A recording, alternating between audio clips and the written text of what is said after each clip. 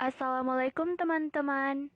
Pada video pembelajaran kali ini, saya akan menjelaskan terkait sebuah materi berupa salah satu alat atau instrumen yang sering digunakan dalam penyimpanan reagen di laboratorium. Pada alat ini sangat membantu kita untuk meletakkan reagen yang memiliki konsentrasi yang tinggi.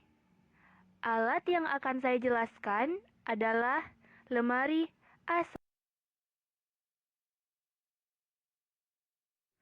Untuk mengetahui lebih jauh terkait alat ini, maka saya akan menjelaskan beberapa poin pembahasan dengan tujuan untuk menambah pemahaman kita terkait lemari asam. Adapun poin-poin pembahasannya adalah: yang pertama, prinsip kerja lemari asam. Yang kedua, jenis atau variasi lemari asam. Yang ketiga, fungsi lemari asam. Yang keempat, bagian-bagian lemari asam. Yang kelima, cara penggunaan lemari asam. Dan yang terakhir, saya akan menjelaskan terkait cara pemeliharaan lemari asam.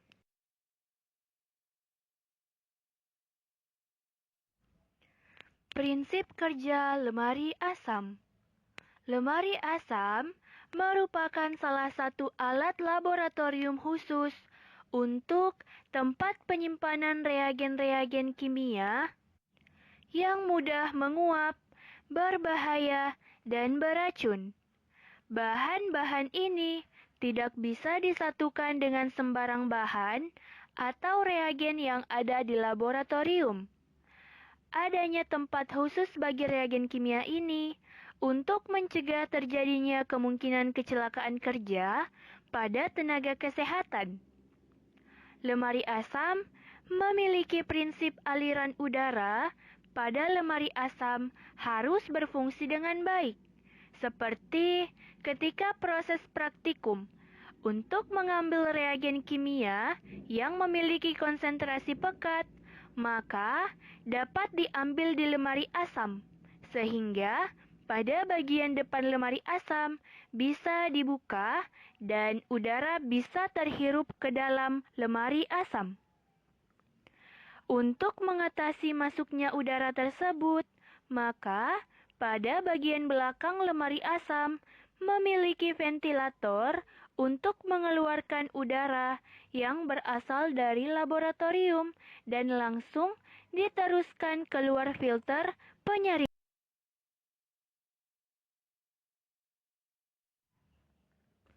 Jenis atau variasi lemari asam. Setelah mengetahui definisi lemari asam, selanjutnya hal yang perlu diperhatikan adalah jenis atau variasi alatnya. Berdasarkan kemampuannya dalam menyalurkan udara pada ruang lemari asam, sebagaimana diketahui bahwa proses aliran udara ini sangat penting untuk mencegah bercampurnya udara laboratorium dengan udara pada lemari asam. Sehingga lemari asam dibedakan menjadi lemari asam ducting dan lemari asam tanpa ducting. Lemari asam ducting memiliki saluran khusus untuk mengeluarkan udara keluar dari lemari asam. Sedangkan lemari tanpa ducting tidak memiliki saluran pengeluaran udara, namun memiliki sumber penyaringan utama dengan menggunakan filter charcoal.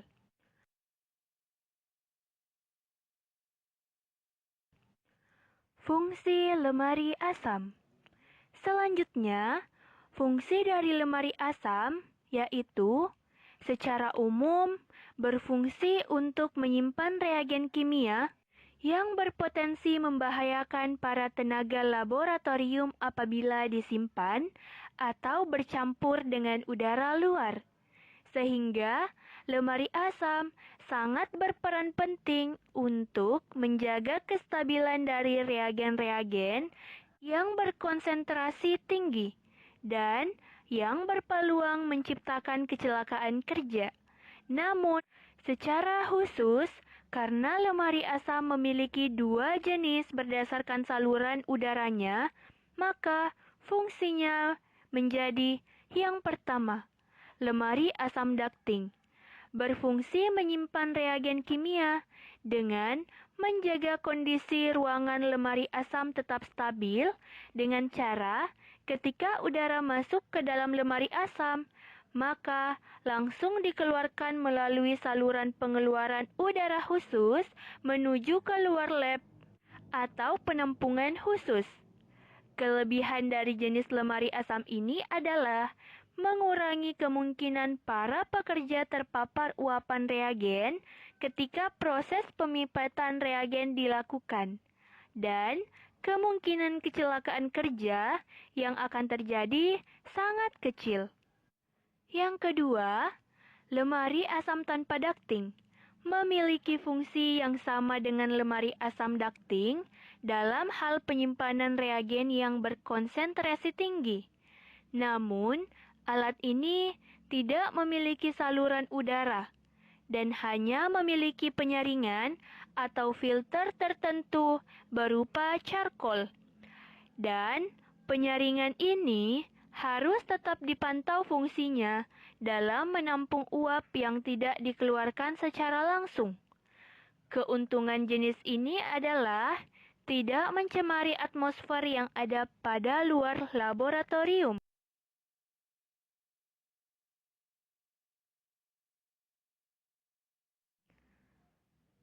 Bagian-bagian lemari asam. Setelah mengetahui fungsi dari lemari asam, selanjutnya sangat penting bagi kita untuk mengetahui bagian-bagian dari lemari asam. Pada video ini, teman-teman bisa melihat bahwa lemari asam memiliki 12 bagian utama beserta fungsinya masing-masing, yaitu sebagai berikut. Yang pertama, sash, yaitu sebuah pintu yang terbuat dari kaca atau akrilik yang berfungsi untuk membuka atau menutup lemari asam ketika peletakan reagen atau pemipetan reagen. Yang kedua, lighting equipment merupakan bagian dari lemari asam untuk menerangi ruangan lemari asam. Yang ketiga, top table alas atau meja kerja merupakan bagian terpenting untuk peletakan reagen kimia yang berkonsentrasi tinggi dan terbuat dari phenolic resin yang tahan terhadap bahan kimia. Yang keempat, sink merupakan bagian khusus yang berfungsi sebagai tempat pencucian alat sehabis uji coba agar tetap bersih. Yang kelima, faucet merupakan bagian penting berupa keran air untuk proses pencucian dan pembilasan alat. Yang keenam, base cabinet atau storage cabinet merupakan bagian bawah lemari asam sebagai lemari atau laci penyimpanan bahan kimia lainnya ketika bagian atas telah terisi penuh. Yang ketujuh, button operating switch berfungsi untuk pengoperasian lemari asam yang terdiri dari tombol on atau off, stop kontak, power lamp. Yang kedelapan, sidewall berfungsi sebagai pembatas antara udara luar dengan udara di laboratorium berupa dinding yang tahan terhadap uap dan tumpahan bahan kimia yang terbuat dari polipropilen. Yang kesembilan, airflow velocity berfungsi untuk mengatur kecepatan aliran udara. Yang ke-10, baffle berfungsi untuk mengatur aliran udara agar dapat terhisap dengan efektif oleh blower. Yang ke-11, ducting, berfungsi sebagai aliran udara berupa sebuah pipa untuk mengeluarkan udara. Yang ke-12, blower, merupakan sebuah alat yang berfungsi menghisap udara dan membuangnya keluar.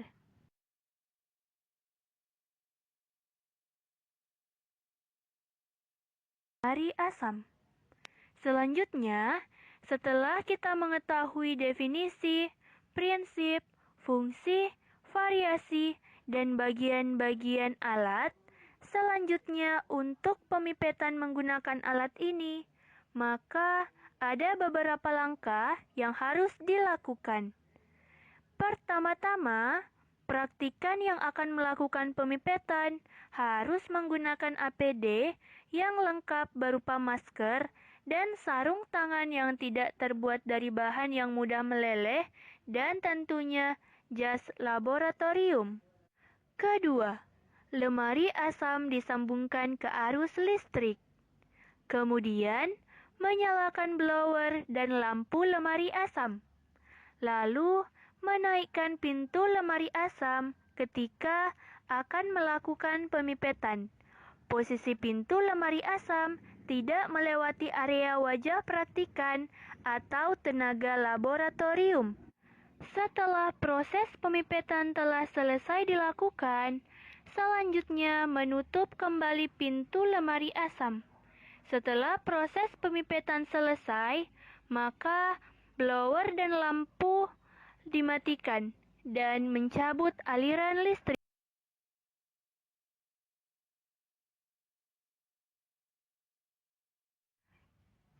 Cara pemeliharaan lemari asam.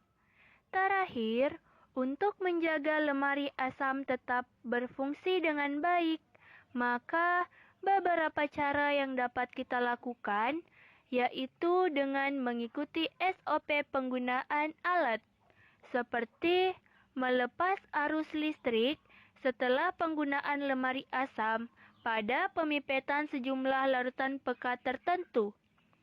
Namun, apabila lemari asam ketumpahan reagen pekat, maka kita bisa mengatasinya dengan cara pembersihan dan perawatan menggunakan reagen tertentu.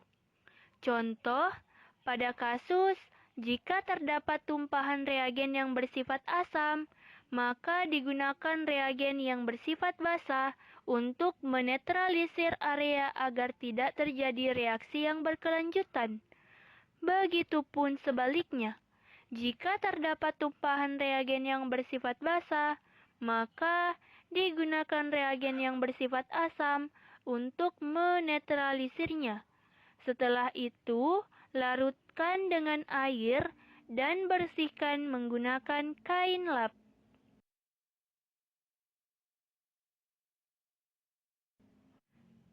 Itulah tadi beberapa penjelasan singkat terkait alat atau instrumen yang digunakan untuk menyimpan reagen-reagen yang berkonsentrasi tinggi, yaitu lemari asam. Semoga bermanfaat dan sampai jumpa di video pembelajaran selanjutnya. Wassalamualaikum.